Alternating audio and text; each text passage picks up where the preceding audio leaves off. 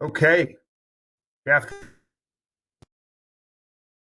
This month's webinar, part of our webinar series we do here with the Iowa Pork Industry Center. My name is Matt Romosier. I'm a swine field specialist in Southeast Iowa and your host for today.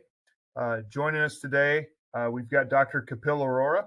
Kapil is a field agriculture engineer with Iowa State University Extension and Outreach.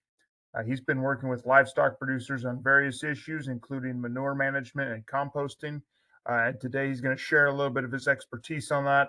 And we'll be talking about managing mortality and composting. So certainly a good topic to visit about, one that obviously has daily implications for many farms. So Kapil, look forward to hearing what you have to share on the topic, and I will turn it over to you. All righty. Thanks, Matt.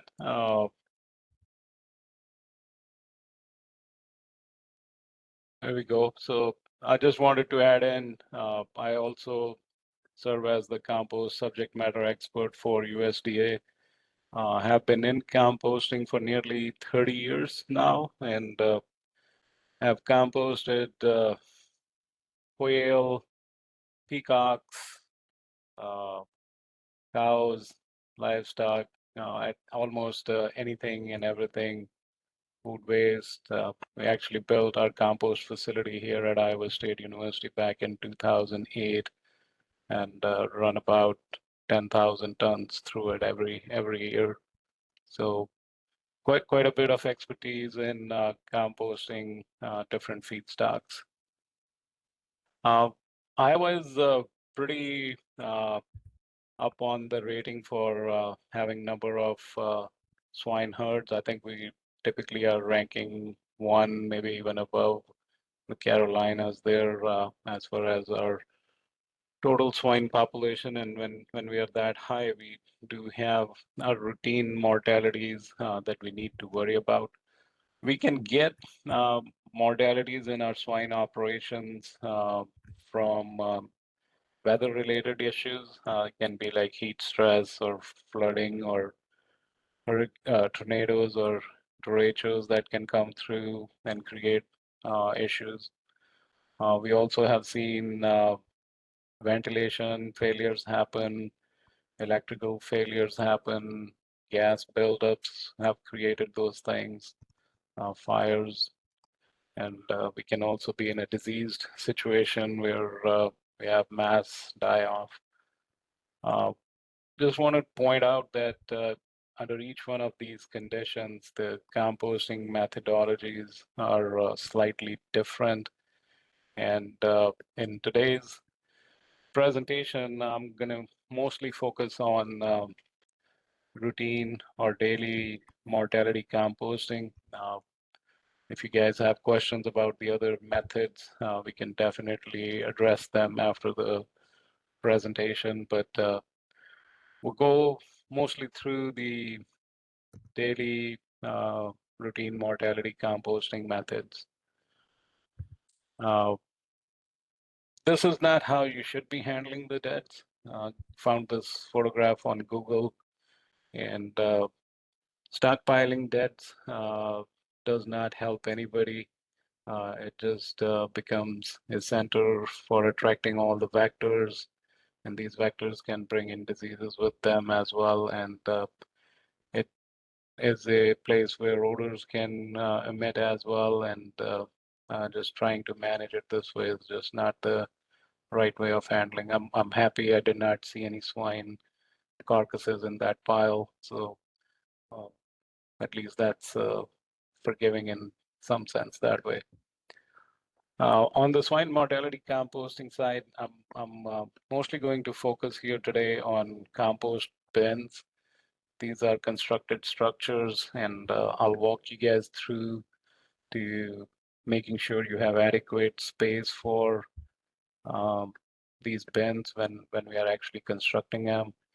And then we'll go through how we are actually building our piles in there so that we can avoid issues and not have to manage these compost piles as much if we take care of things up front.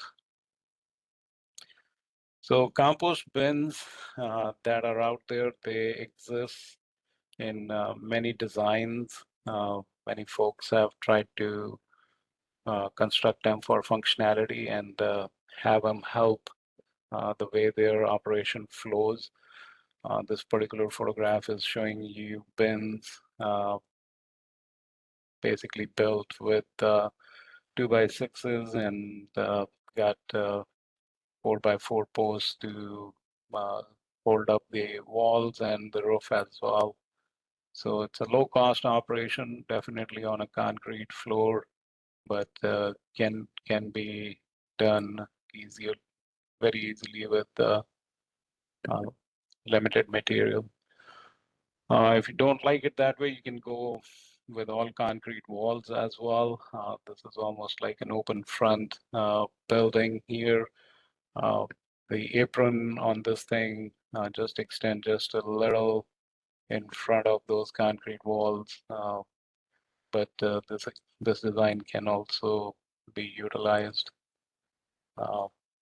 Folks have done bays that extend both ways, and the roof lines can be different. If your bins are set up back to back, they're in a tandem design, and in that case, you can have a wider roof as well. Other designs where folks have tried to, again, open front building. Roof is kind of essential in these things. It helps from rain water entering in and just making the compost pile saturated. This year is a prime example for us.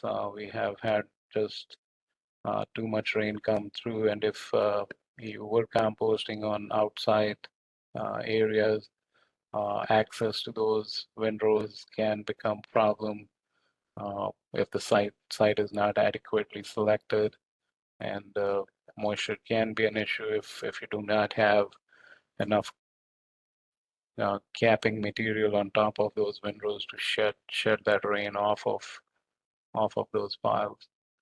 Winter-wise, snow does become a question as well. If you get too much snow coming in, it can create freezing issues on the piles.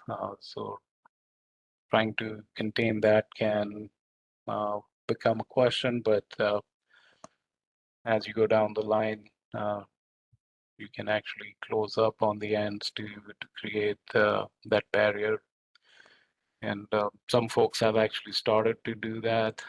Here's a Blanchard River demonstration park. This is up in Wisconsin. And you can see the back end is completely closed on this side, just again to prevent that snow from piling in during winter months. And on the front side, you can see the roof lines kind of higher, and depending on what equipment size you are using, that can actually be helpful, where you can raise your buckets completely up and not be hitting up against the roof members. Here's another design those folks implemented. In this case, you can see how far the apron extends out farther, just trying to get good working space. And you can also see the end walls on this one is also extending all the way farther out, just to, again, help with containing the material on the side and just keeping everything on the bin floor itself. So when we are going and putting these bins up, it can look very simple from looking at these pictures and maybe even visiting some of these sites.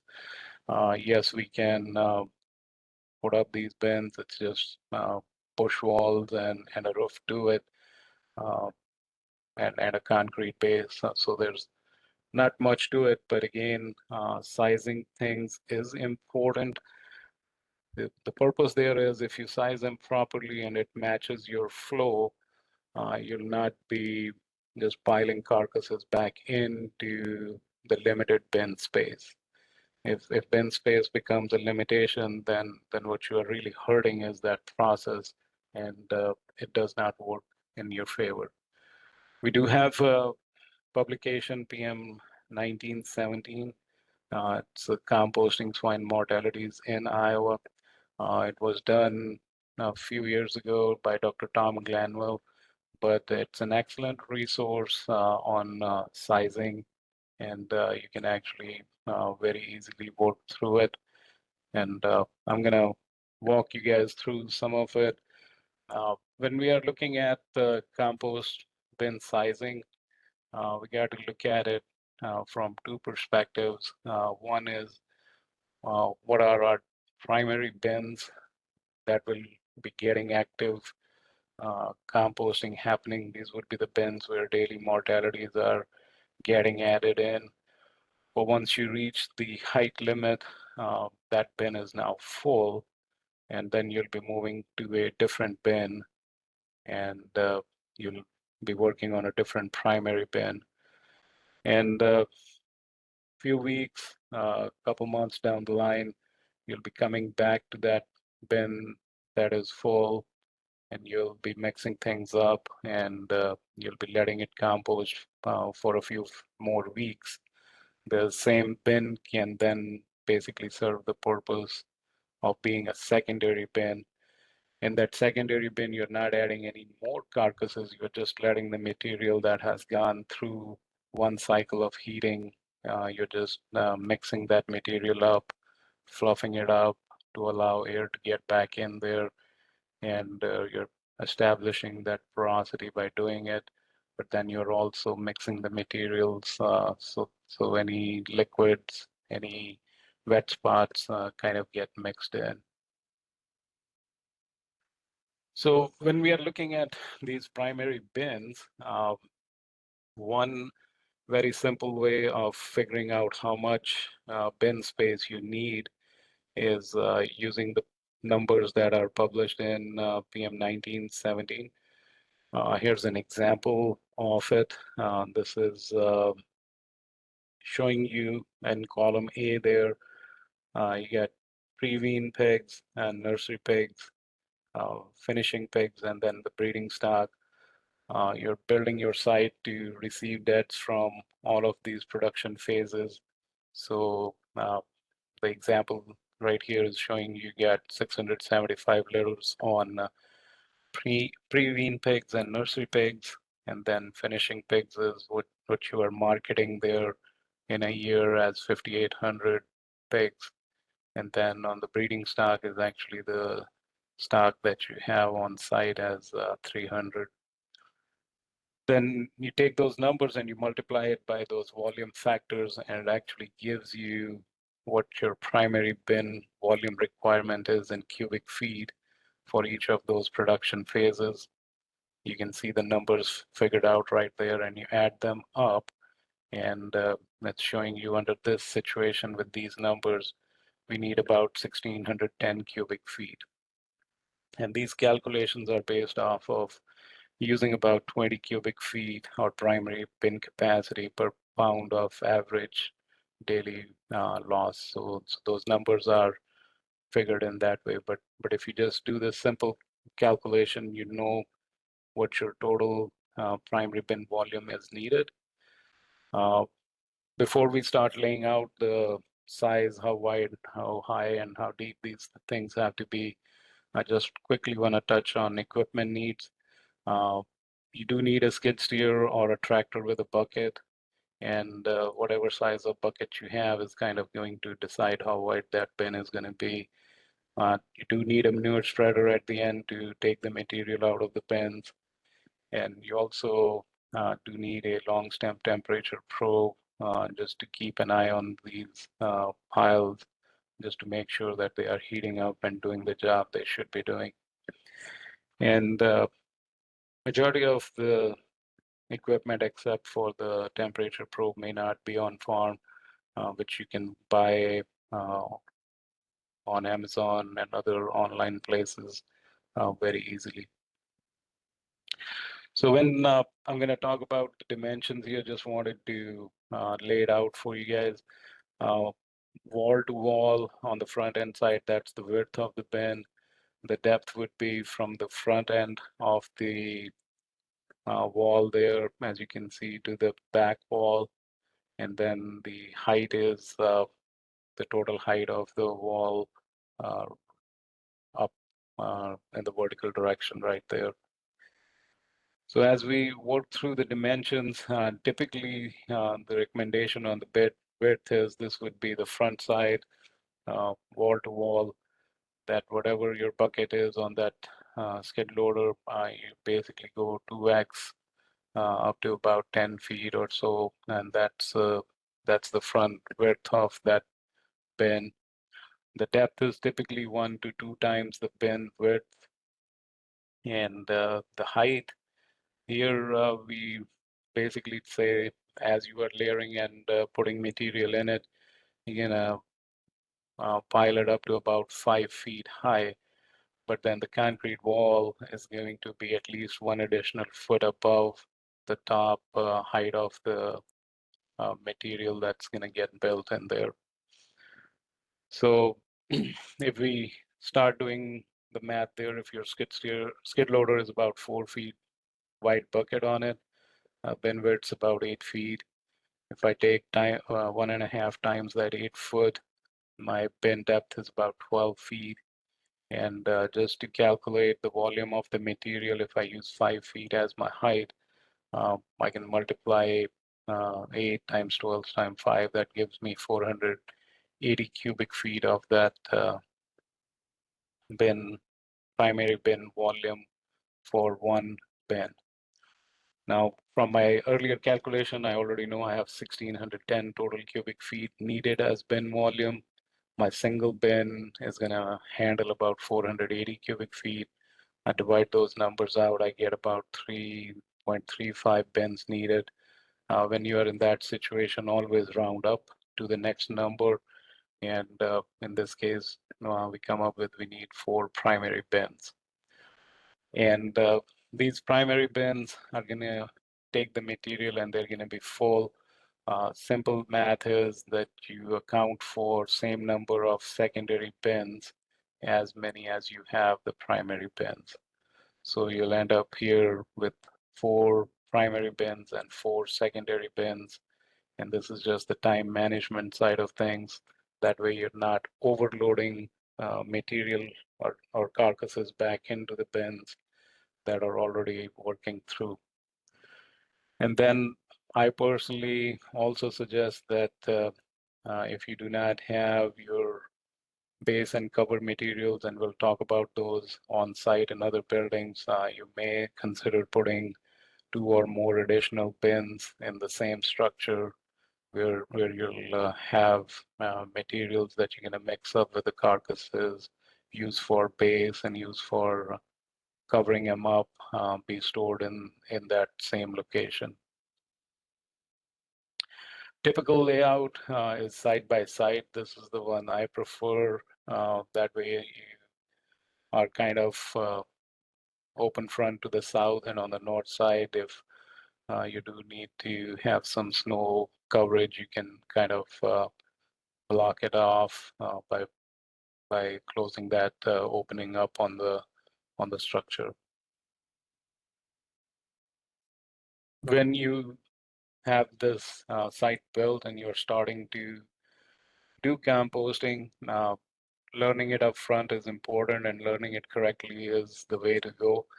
Composting is a biological process. We do not have 100% control on it, and we cannot say one prescription is going to fit everybody. So working with it and learning from it is something that you have to invest time into and build on.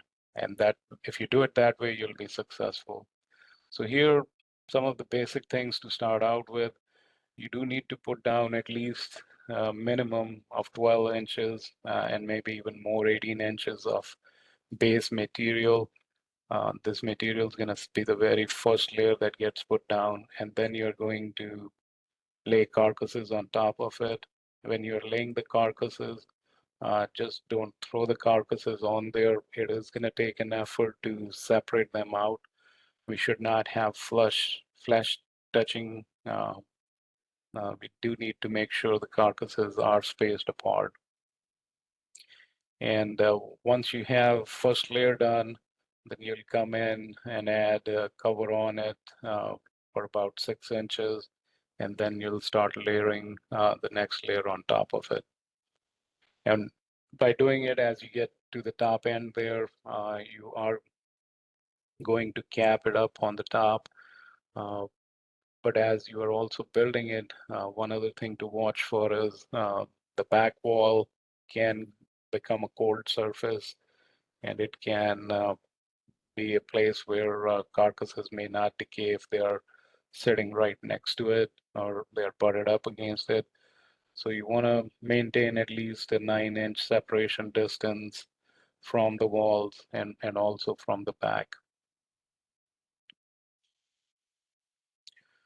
What kind of base material can you use here? The important thing to understand is the base material is going to absorb any liquids that are going to come out of the carcasses. But then also that base is acting as a plenum. It's where the airspace is for the air to move in. As the pile will start heating up, it is going to actually exert a negative pressure to pull air into it because hot air rises up. And as the hot air rises up, fresh air containing oxygen is going to move in. And that plenum is kind of essential to make that composting happen and be successful. So the material we want down there, yes, as we put carcasses on top of it, it is going to compress, but we don't want it to be such that it compacts down and there is no airspace for air to come in. Something like sawdust as a base material will not function very well. That would be something I would say don't use it. It can work for cover material, but not necessarily the base. Using corn stalks would work pretty good. For that cover material or the cap, again, understanding functionality is important. It's the one that we need to have insulation on top so we can hold the heat back in. It can also act as absorbing some of the excess moisture, but it also scrubs out any odors because as the gases move out of that pile, that top layer then acts as a scrubbing agent. And it also provides barriers for insects and scavengers. And as I mentioned earlier, sawdust is something that would work very well. I've seen people use chicken litter that has enough bedding, wood shavings in it, or turkey litter with rice hulls or oat hulls in it being used as cover material on the top. If we do not do it the right way, you can see a picture here. The base, the cover, and the layering is not done correctly. Those excess liquids can just turn the pile into a mush, and it will have ponded liquids at the base, and the pile will basically be dead, and this will be the one that will start having odors, and you'll have plenty of flies, and just not the right thing. We went through the bin sizing, and just want to point it out, if we do not have bins sized properly, don't have enough space, we end up with too many carcasses getting put in the limited space, and then same issue can occur there. The carcasses cannot compost properly, and the conditions just do not work out the right way. So I tell folks, initial construction is important. When you start doing composting, learning is important. Your materials are your materials that exist on your farms, and working with them to make it work is the best way to do it. Don't just think the piling them up together is going to make things disappear. On the back end, if you don't do it the right way, you'll be disappointed, and it'll kind of discourage you from composting because it's just going to lead you to believe, well, composting doesn't really work. It just does not. Uh, it's just not the right thing. So in properly operating facilities where we put base materials, caps, we can actually get temperatures up to 120 to 150 degrees in 24 to 48 hours. As I mentioned earlier, you can use that temperature probe. I typically recommend a 48-inch long stainless steel probe that you can purchase, and we can use that to probe the pile to see how the temperatures are coming along. As you're starting the process out, learning is important, as I mentioned. And when you do those probes, you'll find cold and hot spots, which is common because heating is not uniform when it starts out, but over time, the heat spreads. In some areas, composting happens very actively. In other areas, it may not be happening as actively. So that differences do occur, but over time, temperature kind of spreads out. And what you are really learning as you are building these piles and having these piles compost on site is you're thinking through that is the base thickness adequate? If the 12 inches you started out with, you need more than 12 inches, and if you do, you have to make those adjustments in the newer piles you build. Is the cap material doing its job? Yeah, we got it kind of heaped up in there, and we capped it with sawdust or litter. Uh, is the litter staying on there? Is it shifting or moving around? Is it breaking up? And you may have to adjust that part to make sure you don't start attracting vectors and don't start having odors. And as 6-8 weeks pass by and you are now looking into the pile, is that time good enough for all that soft tissue to have gone through? Because you are basically establishing a timeline on when are you gonna turn that primary bin that got started and mix it all back up and flip it over and let it compost for another 6 to 8 weeks.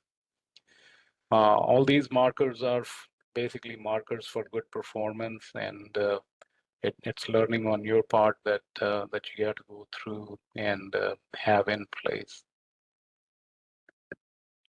If it is done correctly, as I mentioned, we can very easily shoot up the temperatures in that 150-degree range.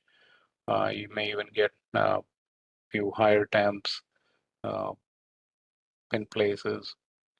But I'm showing you an example of real temp temperature probe that can be used.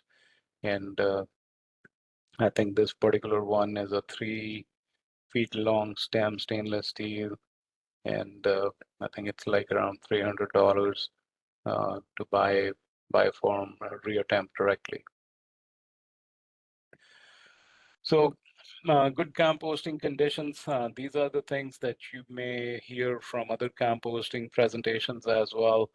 Composting happens pretty good when carbon to nitrogen ratio is in that 30-to-1 part.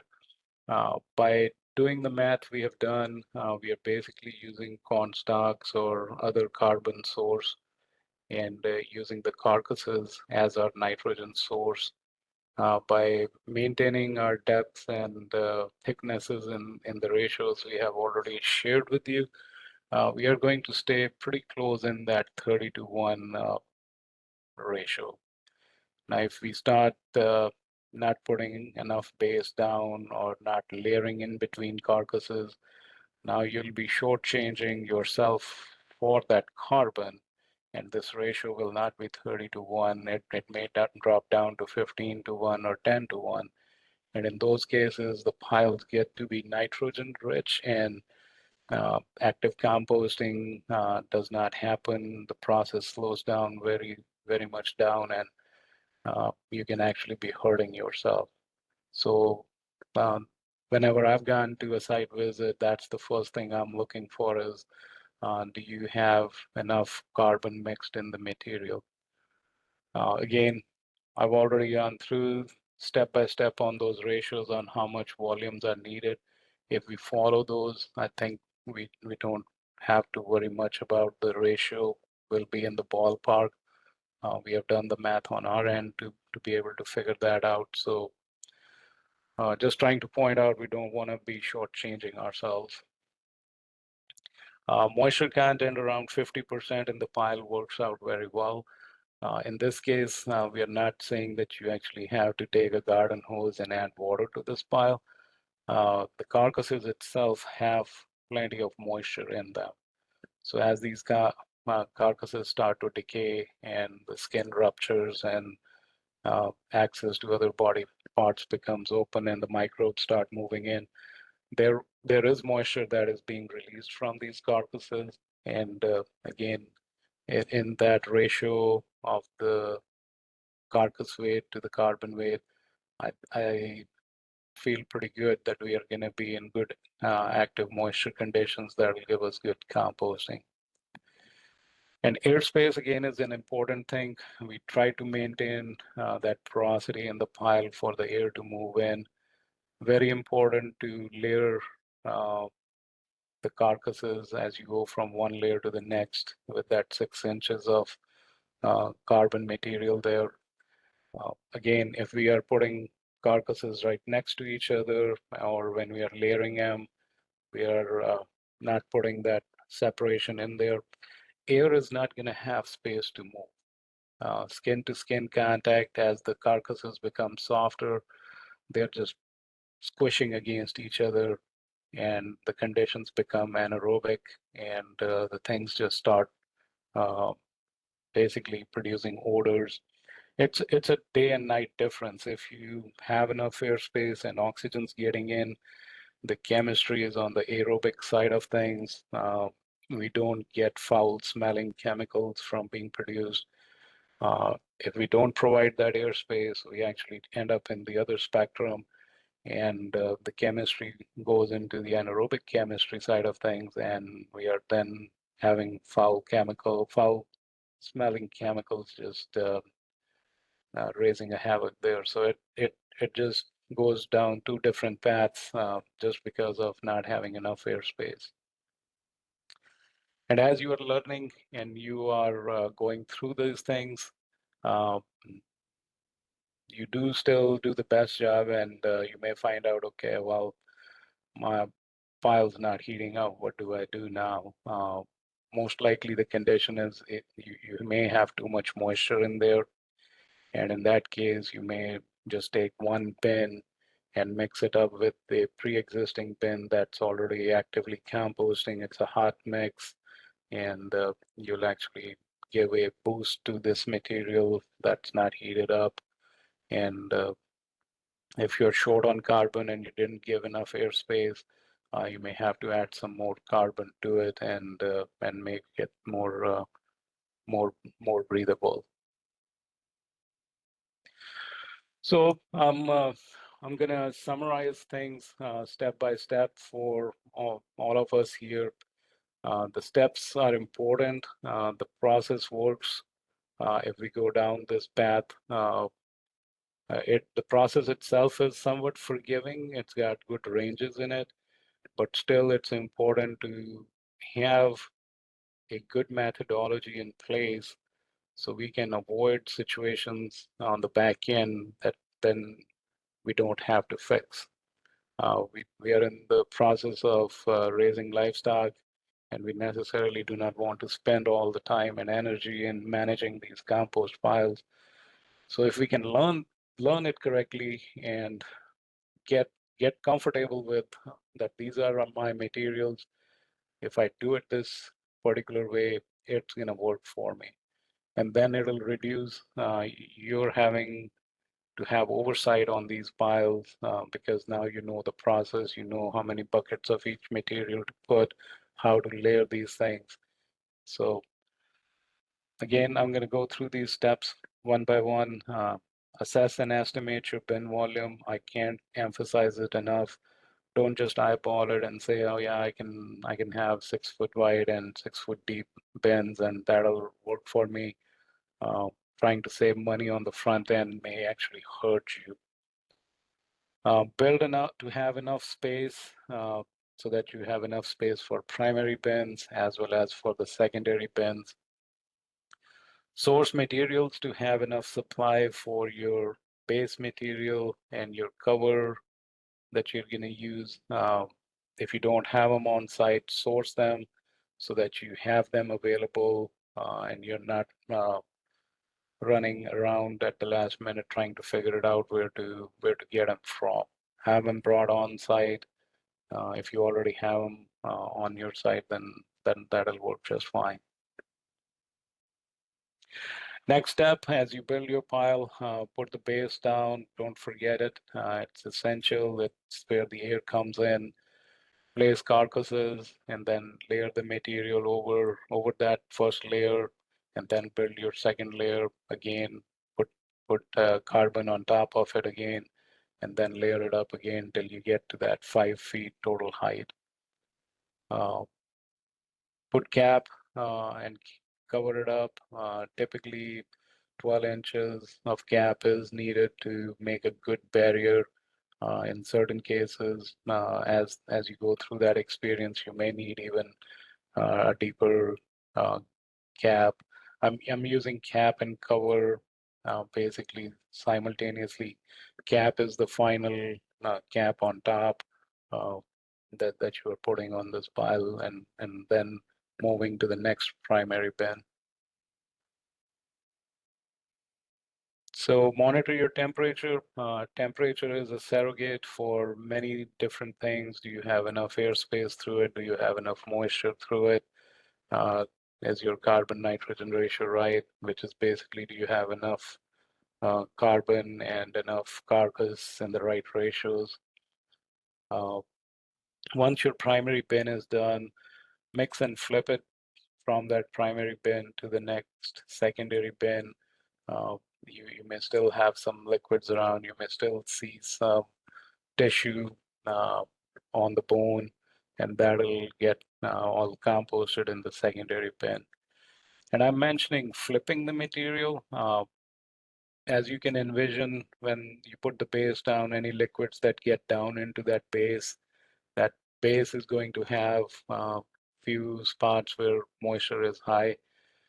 So I've recommended folks to just come in with the bucket in that primary bin, push in, pick it up, and raise the bucket up and just drop it back down.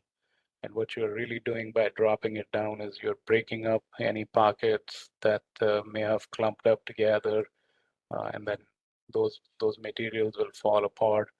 You do that one more time, then you pick it up and go to your secondary bin and again raise the bucket up and drop it down.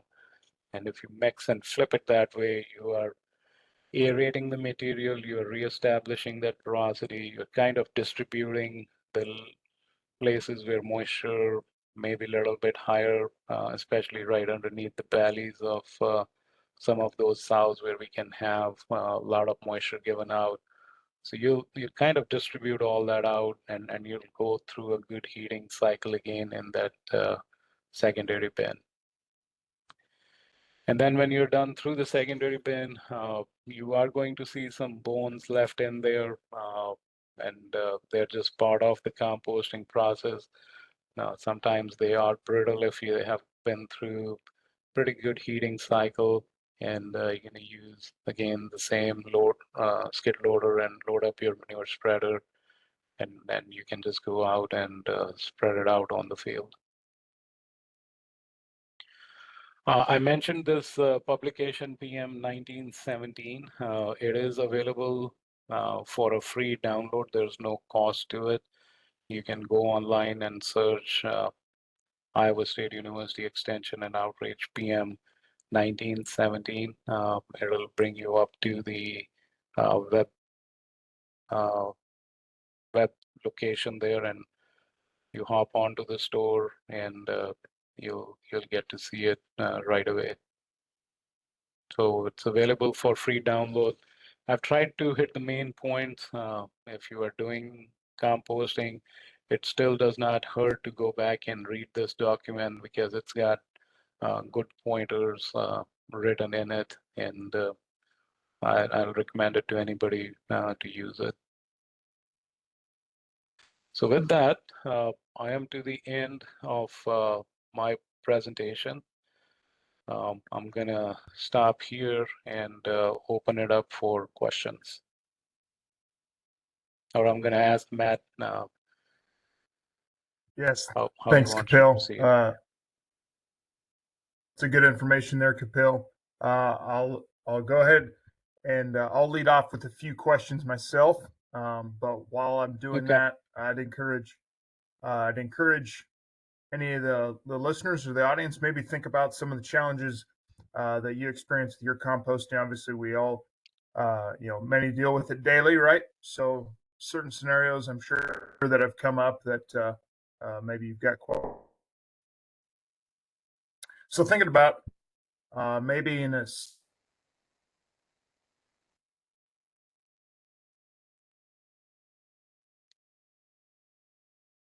and mortalities.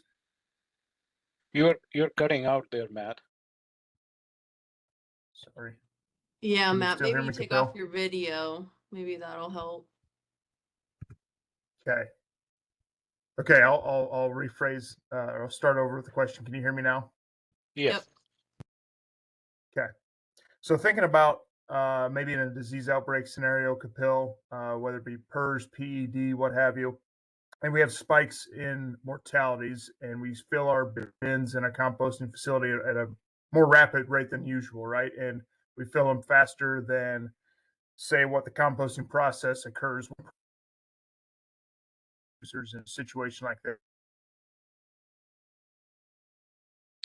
Yeah, you're still cutting out, but if I understand what you are asking there is what happens in a disease situation where you will have a lot more mortalities in a very short time, which will exceed our bin Yes. capacities.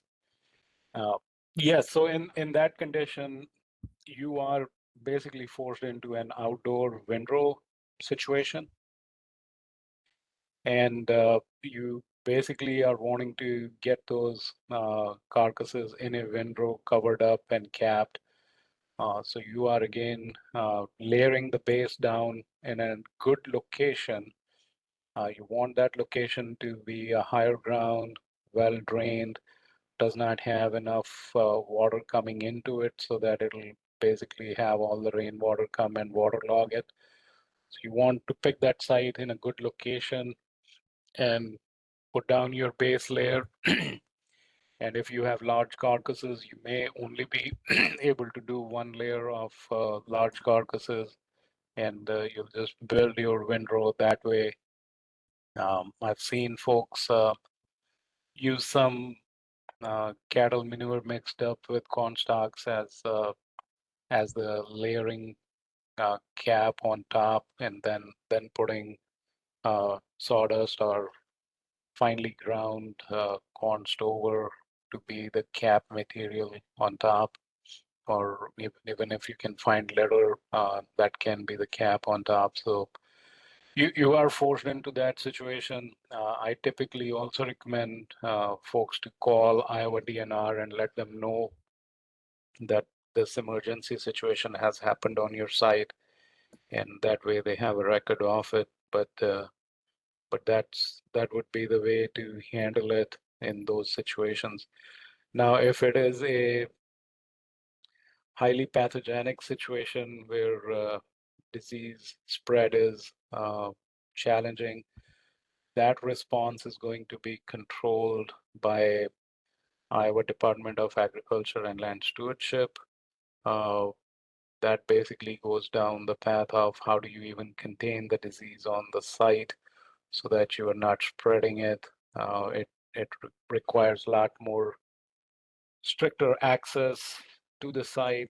Now, where will all the material come in? Like all of a sudden, if you have to build 5 or 6 windrows that are 1,000 feet long because you got diseased animals that have died off, uh, you may not have enough base material or enough cap material on site.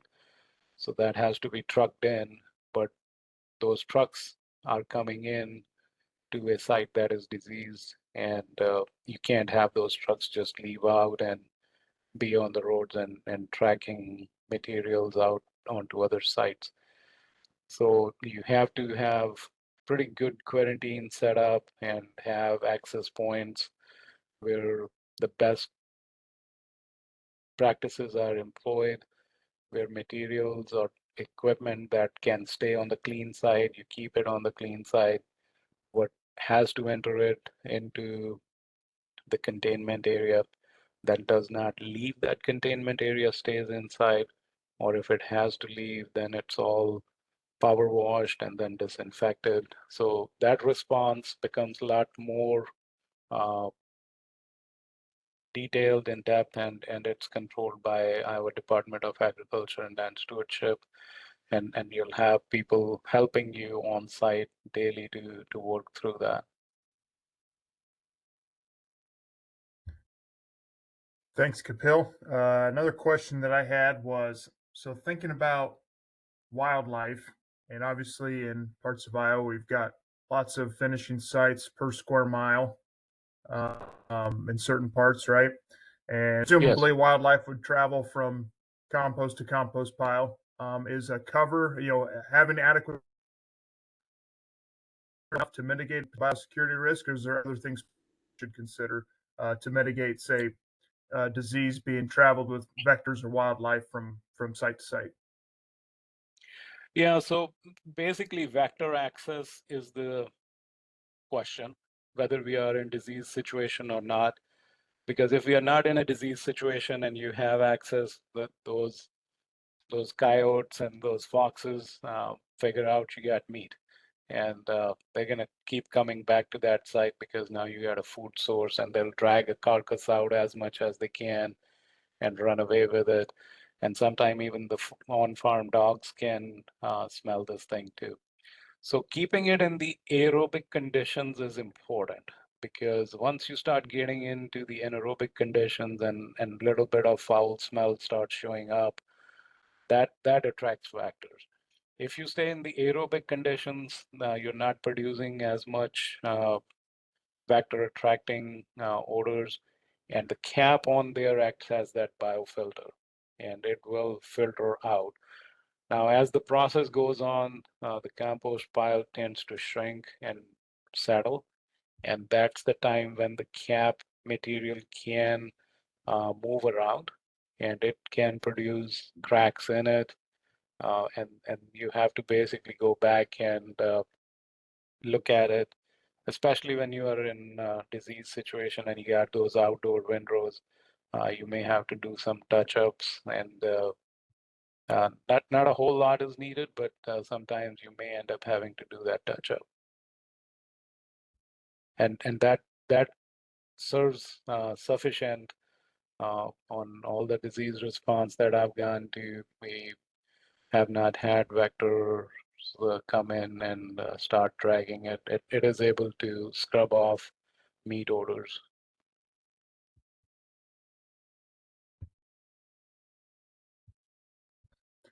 Very good, Kapil. And earlier was just a request on the presentation being emailed out, and Lindsay did reply to that in the chat. But just for everyone else on the call, this is all being recorded. It will be shared following the presentation, and you can also find it on the Iowa Pork Industry Center's YouTube channel. So if you need to refer back to any of the stuff that Kapil shared with us today, find it there. So we did have another question. What do you mean by touch up, Kapil? Add more cover or turning the pile? In a diseased in a disease situation, you typically do not want to turn the pile, because the more you turn the pile, the more exposure to the disease vectors, whether it's the virus or the bacteria. Now you are basically giving it more contact with the air, and the opportunity for that disease to spread is exceeded. So here, when I'm saying touch up, if the cover material has slid off and you got a crack showing, basically bring in more cover material and cover that crack up. So you are adding more material, more cover material onto it. You're not turning the pile.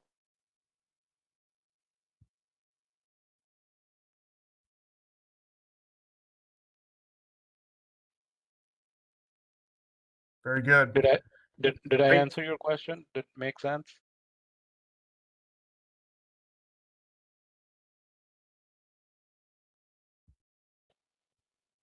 She Yep. said yes. Yep. Good.